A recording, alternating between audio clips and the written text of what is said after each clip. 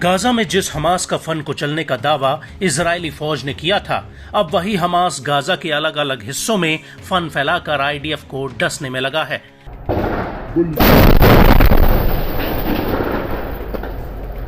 एक तरफ जहां हिजबुल्ला इजराइल के ऊपर भीषण रॉकेट और ड्रोन हमले कर रहा है,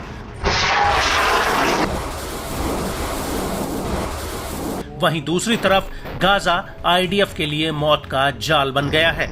ये बात हम नहीं कह रहे, बल्कि गाजा से आने वाले ये वीडियोस इस बात की तस्दीक कर रहे हैं।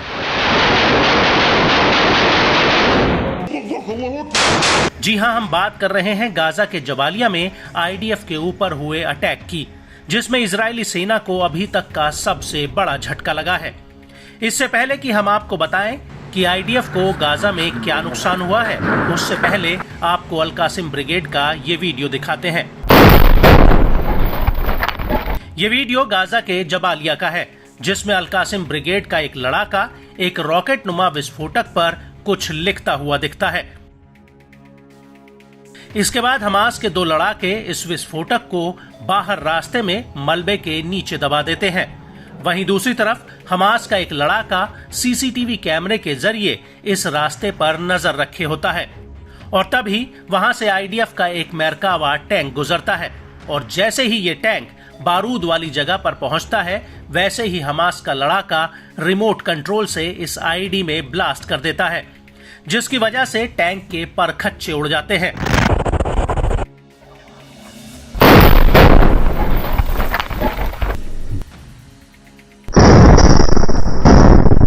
दरअसल इस धमाके में आईडीएफ की 401वीं आर्मर्ड ब्रिगेड के कमांडर कर्नल एहसान दक्सा और एक बटालियन कमांडर की मौत हो जाती है।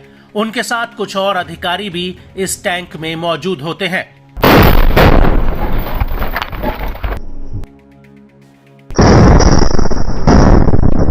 आपको बता दें कि कर्नल एहसान की उम्र 41 साल की थी और वो दलियत अल करमेल के ट्रूज कस्बे के रहने वाले थे।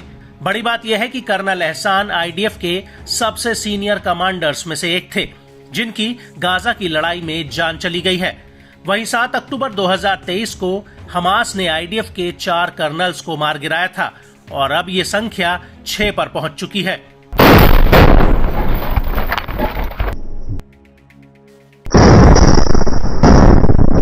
आपको बता दें कि कर्नल एहसान की मौत टैंक के भीतर नहीं, बल्कि टैंक के बाहर हुई है। आईडीएफ की रिपोर्ट के मुताबिक वो अन्य अधिकारियों के साथ टैंक के बाहर कुछ ही मीटर दूरी पर मुआयना करने आए थे, तभी वहां मौजूद आईडी में ब्लास्ट हो गया।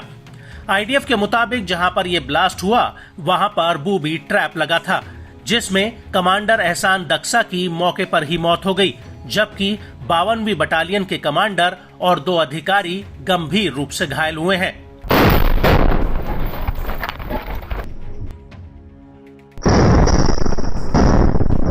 और जिस वक्त यह हमला हुआ, उसी वक्त जबालिया कैंप में अल कासिम ब्रिगेड ने भी आईडीएफ के ऊपर एक बहुत बड़ा हमला किया। अल कासिम ने इसका एक वीडियो भी रिलीज किया है, जिसमें दिख रहा है कि दूर एक बिल्डिंग में आईडीएफ के जवानों ने पोजीशन ले रखी है। तभी अल कासिम के लड़ाके उस बिल्डिंग पर रॉकेट लॉन्चर से हमला कर देते हैं, जिसमें जोरदार ब्लास्ट होता है।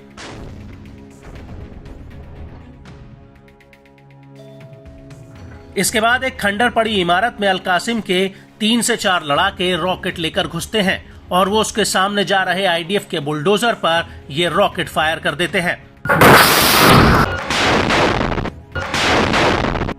इसके बाद आईडीएफ के रास्ते में लगे एक बूबी ट्रैप को भी उड़ा दिया जाता है, जिसकी चपेट में आईडीएफ का एक टैंक आ जाता है।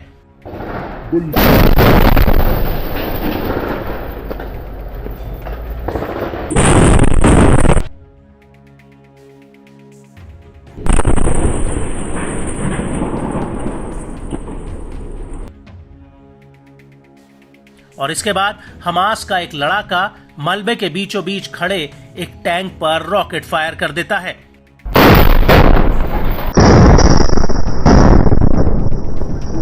और इसके कुछ ही देर बाद एक लड़ाका मशीन गन से आईडीएफ के ऊपर ताबड़तोड़ फायरिंग करने लगता है। और इस हमले के दौरान ही अल-कुद्स के लड़ाके जबालिया कैंप के बीचों बीच अल-कसासिब में आईडीएफ के एक मरकावा टैंक पर आरपीजी दागते हैं। और अल-कुद्स के इस वीडियो में पहले तो दबे पांव 2 लड़ाके हथियार लेकर गलियों में भागते नजर आते हैं। इसके बाद ये लड़ाके एक घर में छिपकर दूर खड़े आईडीएफ के 2 टैंकों पर आरपीजी दाग देते हैं, जिसमें एक बहुत बड़ा ब्लास्ट होता है।